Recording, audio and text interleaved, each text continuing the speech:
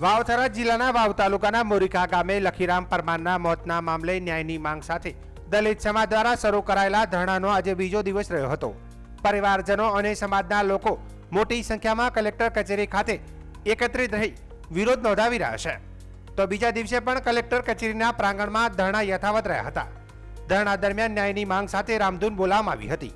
પરિવારજનો અને સમાજના આગેવાનો દ્વારા પોતાની માંગણીઓ સ્વીકારવામાં આવે ત્યાં સુધી ધરણા ચાલુ રાખવાની વાત કરવામાં આવી હતી।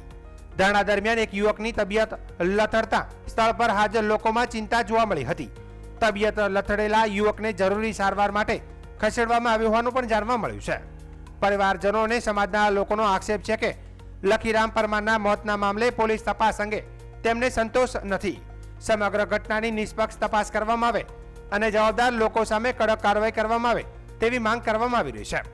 તે ઉપરાંત સમગ્ર તપાસ સ્થાનિક પોલીસને બદલે સીઆઈડી અથવા સીબીઆઈ જેવી સ્વતંત્ર એજન્સી દ્વારા કરવામાં આવે તેવી પણ માંગ કરવામાં આવી છે। સમાજના આગેવાનોનું કહેવું છે કે જ્યાં સુધી તેમની મુખ્ય માંગણીઓ સ્વીકારવામાં નહીં આવે ત્યાં સુધી ધરણા ચાલુ રહેશે। તે દરમિયાન આગામી દિવસોમાં યોગ્ય કાર્યવાહી નહીં થાય તો આંદોલનને પણ વધુ ઉગ્ર બનાવવાની તેમજ જરૂર પડે તો કાયદાકીય માર્ગ અપનાવવાની ચીમકી પણ આપવામાં આવી છે। મોરીખા મર્ડર કેસમાં અમારા 2 દિવસે ધરણા ચાલી રહ્યા છે, ત્યારે વારંવાર શાસન પ્રશાસન તરફથી જે પણ આગેવાનો અમારી સાથે આવી, કર્મચારીઓ અમારી સાથેથી વાટો ઘાટો કરવા આવેલા, પણ ત્યારે અમારી માગણી કોઈ પણ સ્વીકારી નથી। 2 દિવસથી એ લોકોએ અમને ફક્ત ગુમરાહ કર્યા છે। આજ દાડાઓથી અમને કોઈ અમારી માગણી સ્વીકારી નથી। કલેક્ટર ખુદ આવે છે, ઉપર ચડે છે, નીચે જાય છે, પણ છતાં અમારા સામે કોઈ ધ્યાન આપવામાં આવતું નથી।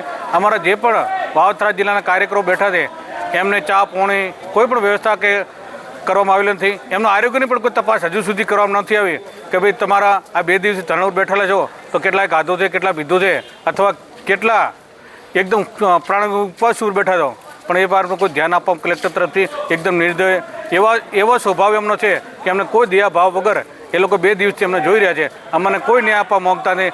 એમને કાં તો અમને ન્યાય આપવામાં રસ નથી અથવા એમના પર કોઈ દબાણ હોઈ શકે। આજે પણ ધરણા યથાવત રાખે અમારા આજે ધરણા યથાવત છે, આવતીકાલે યથાવત રહેશે। જ્યાં સુધી અમને ન્યાય નહીં મળે ત્યાં સુધી અમારા કાંઈ માટે ધરણા યથાવત રહેશે, ચાહે 2 મહિના થાય, 3 મહિના કે 4 મહિના થાય।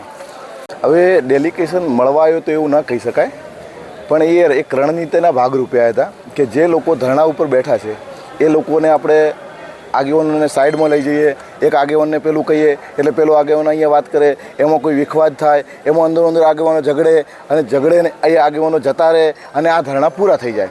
આવી રણનીતિ જે વસ્તુ થતી હતી એ અમે જોતા હતા, અમે જોઈને બેઠા હતા કે ભાઈ આપણે સાંભળવાનું છે। અમારી માગણી હતી, અમે એમને માગણી કીધી। એના પછી એમને તરત જ એવું થયું કે ભાઈ આ માગણી તો અમે નહીં સ્વીકારીએ। તો કીધું કે તમે શું કરશો? તો કે અમે છે ને તમે જતા રહો, પછી તમને સાંભળીએ, 10 જણા રહો ને બીજા જતા રહો। એટલે અમે કીધું અમે 2 દિવસથી બેઠા છીએ, કલેક્ટર સાહેબને અહીંયા નીચે આવવાનો ટાઈમ નથી, અમે આટલા હજારની સંખ્યા 1000-2000ની સંખ્યામાં રોજ બેસીએ છીએ, છતાં પણ કલેક્ટર સાહેબનું મનમાં એવું નથી થતું, દયા નથી આવતી। અને એટલો તો કલેક્ટર સાહેબને ખરેખર એટલો ઘમંડ છે ને, આ મીડિયાના માધ્યમથી મને કહેતા દુઃખ લાગે, કારણ કે આપણે કોઈ માનવીને આવું કહેતા શરમ આવે, પણ આ કલેક્ટર સાહેબને એટલો ઘમંડ છે ને, કોઈ માનવતા જેવું છે જ નહીં આ કલેક્ટર સાહેબમાં। આ કલેક્ટર સાહેબે એટલી હદે કલેક્ટર સાહેબે અમને આમ ગુલામીનો અહેસાસ કરાવે છે કલેક્ટર સાહેબ કે 2 દિવસથી દલિત સમાજ બેઠો છે, અનુસૂચિત જાતિને લોકો આવું કહેતા હોય છે અને 2 દિવસથી બેઠા છે, છતાં પણ અનુસૂચિત જાતિના વ્યક્તિઓ તરીકે અમને સાંભળવા માટે કલેક્ટર સાહેબ આવતા નથી। એટલે અમે અત્યારે પણ અમે અમને જે એક વાત કરે છે એ સાથે અમે એગ્રી છીએ, પણ અમે એમના સાથે એગ્રી છીએ, પણ અમારી સાથે એ એગ્રી નથી, એટલે અમે આ ધરણા યથાવત રહેશે। અત્યારે અમારો રાત્રિ રોકાણ આવી જશે।